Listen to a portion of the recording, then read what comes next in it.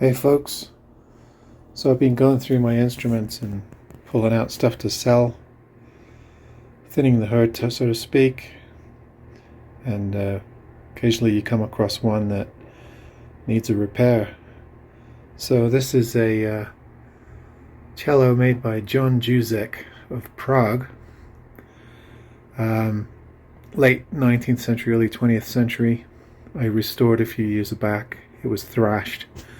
I fully restored it. The edges are still very rough, but I did line it up, glue it up, and then put some touch up around, and some of the lamination around one of the wing tips here by the center bout, the corner block, came apart, so just glue and clamps for that job.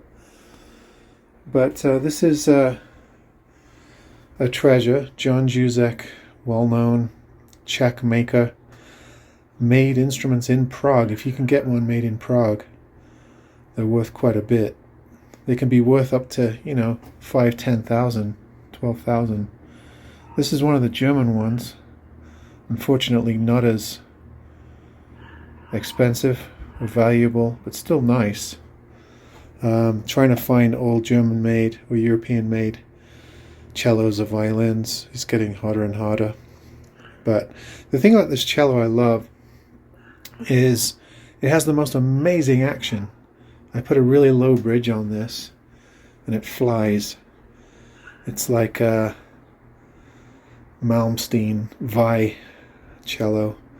It's really slick to play. It's just got the right kind of contour on the neck to have a super low action. And if you know anything about bowed string instruments, you can't get the same low action that you do on guitars.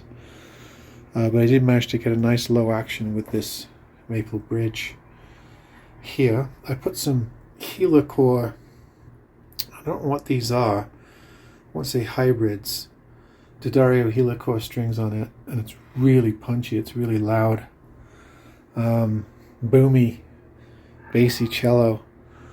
And it's beat to hell. I mean, if you look around it, you can see it's got some major damage, which is all being glued up and resealed, and then I touched it up with varnish, so it doesn't look great, but it's got real character, this instrument.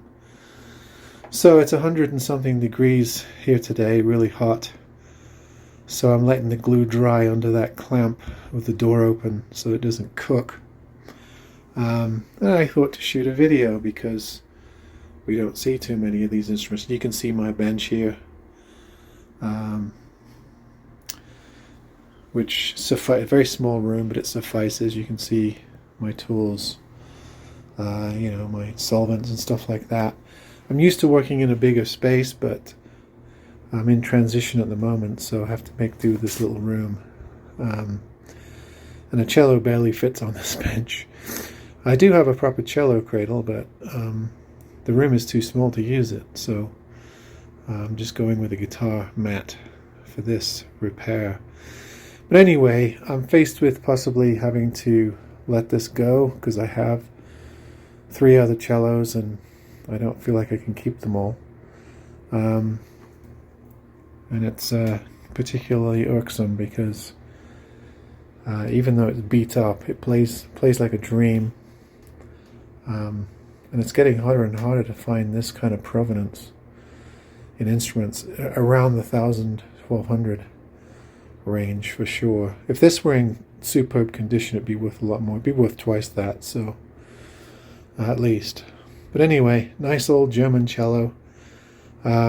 He worked for a long time, so it's hard to exactly date the instruments. I know that the Juzek shop was going in the 1890s, well into the 1920s and 30s, maybe even 40s as well. If anybody knows, let me know. My books are all packed up at the moment, so I can't access the information. But anyway, I thought to show it to you. Great old cello. All right, folks. See you next time.